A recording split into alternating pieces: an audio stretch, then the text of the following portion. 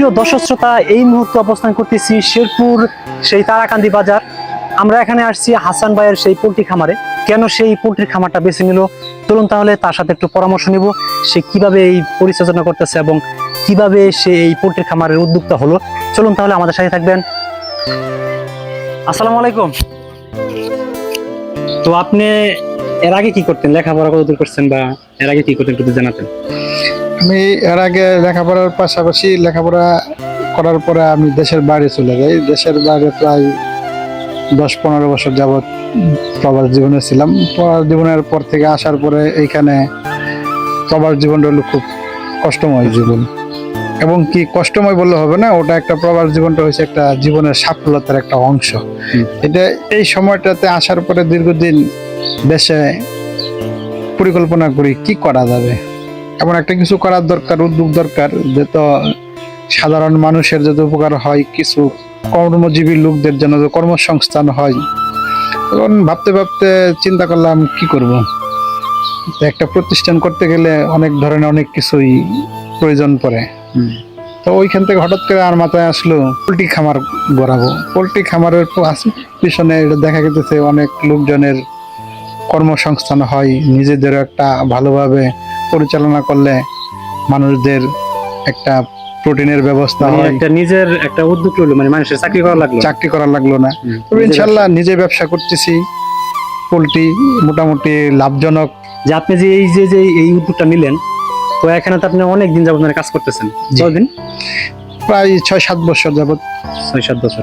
তো আপনি এই যে মুরগিগুলো উঠাইতেছেন এখানে, আপনার অনেক সময় আমরা খামারিতে যাই, দেখি তারা বলে যে আমার এই মাসে পোল্ট্রি তুলানোর পর বা যেগুলো বাঁচালো যায় সব কি মারা যায়, এরকম অবস্থা আপনার হয়? আসলে যেটার জীবন আছে মৃত্যু আছে, কিন্তু মৃত্যু থাকলেও ওটা আমাদের মেনটেনেন্স করে চলতে হবে। কারণ এই সেক্টরে যদি মারা যায় তাহলে লস। তা এরপরে আমরা যেভাবে ভ্যাকসিন, খাবার, ভালো মানের সবচেয়ে প্রয়োজন হলো ভালো মানের খাবার।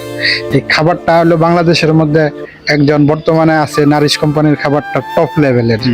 তো এই খাবার কোম্পানির খাবার খাওয়ালে মোটামুটি আশা করি যদি ভ্যাকসিন বা মুরগির যদি সর্বক্ষণিক যদি যেভাবে পরিচর্যা করার দরকার ওইভাবে করলে আশা করি মানুষদের ক্ষতি হওয়ার সম্ভাবনা দিক কম থাকে, মর্টালিটিটাও কম আসে। যে এইবার যে বাচ্চারা উঠেছে, এটা কি বাচ্চা?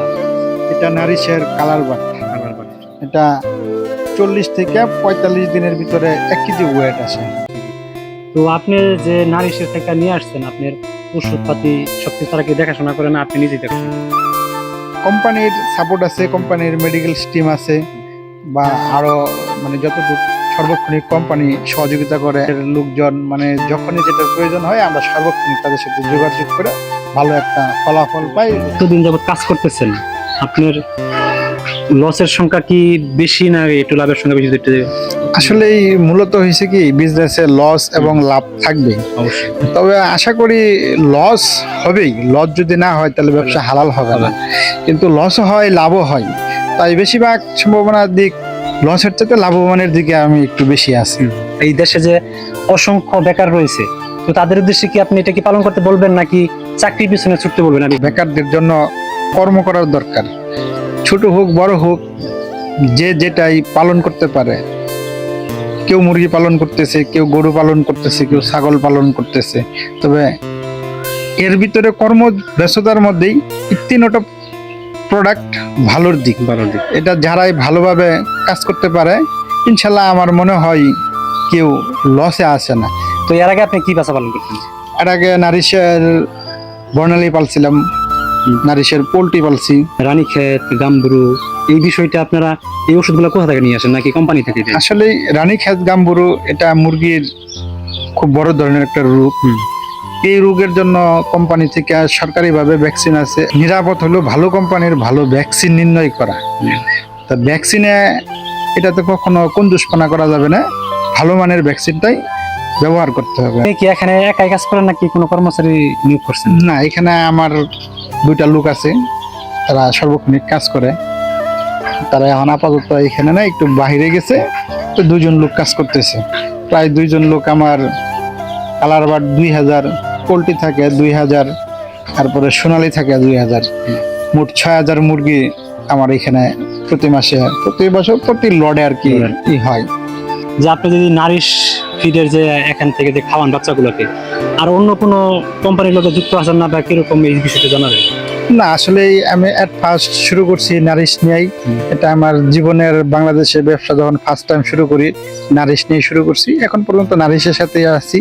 তো নারিশের ফিড বা এটা যে নারিশের বাচ্চা বা নারিশের অনেকগুলো আইটেম আছে, সকল প্রোডাক্টগুলি খুব ভালো মানের। তো নারিশ থেকে আপনি বাচ্চা লয়ে আসেন সবকিছুই? হ্যাঁ জি, নারিশ কোম্পানির বাচ্চা, নারিশ কোম্পানির ফিড, এবং কি নারিশের ফিশ ফিড আছে এবং এই ক্যাটেল ফিড আছে।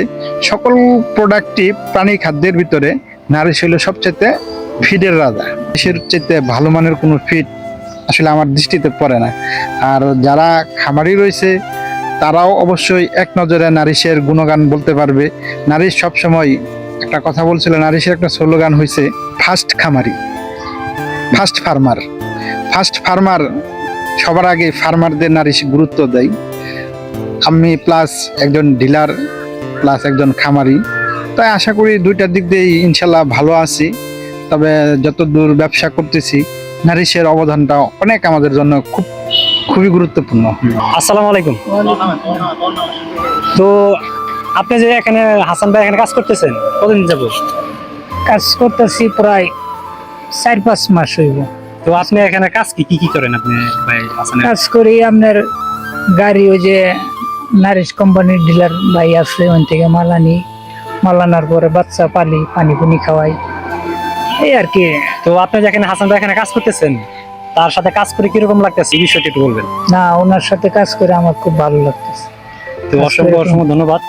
তো আপনার জন্য দোয়া করি আপনি আরো সফল হন, আমাদের জন্য দোয়া করবেন, ভালো থাকবেন ইনশাল্লাহ। তো সুপ্রিয় দর্শক শ্রোতা, আমি সেই হাসান ভাইয়ের কাছে আজকে যে বিষয়টি আপনাদের জন্য তুলে ধরার চেষ্টা করলাম।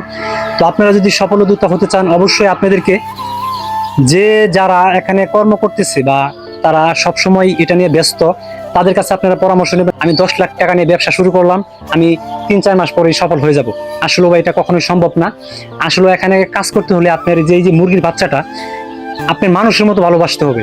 তার কখন কি হচ্ছে, তার কখন খাদ্য দিতে হবে, এই বিষয় নিয়ে আপনাকে কিন্তু একটা ভালোবাসা, আগ্রহ থাকতে হবে, তাহলে আপনি এখান থেকে সফল হতে পারবেন। তো যে এই মুহূর্তে যে যেখান থেকে আজকের এই ভিডিওটি উপভোগ করলেন, সকলেই ভালো থাকবেন, সুস্থ থাকবেন।